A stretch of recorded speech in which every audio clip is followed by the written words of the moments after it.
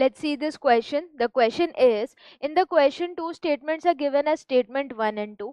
तो अगर हम दोनों statements को देखें तो इस statement के according statement 1 है DNA molecule is stabilized by base taking interaction where the aromatic rings of the bases stack on the top of the each other. Then दूसरा statement है 5' end of polynucleotide chain contain hydroxyl group. तो यहाँ पर इस question में जो concept apply होगा that is structure of polynucleotide chain. Structure of polynucleotide chain, ये यहाँ पर कॉन्सेप्ट यूज होने वाला है और मेनली जो बात की जा रही है वो किसकी की जा रही है, डीएनए की। अब स्टेटमेंट 1 है कि जो डीएनए मॉलिक्यूल है वो स्टेबलाइज हो रहा है बाय बेस स्टैकिंग इंटरेक्शन। कहने का मतलब ये है कि डीएनए की जो दोनों स्ट्रैंड्स हैं उनके बीच में नाइट्रोजन बेसेस हैं, तो plane of one base pair stacks over the plane of other, और इस तरीके से एक एडिशनल स्टेबिलिटी मिल रही है डबल हेलिकल स्ट्रक्चर को।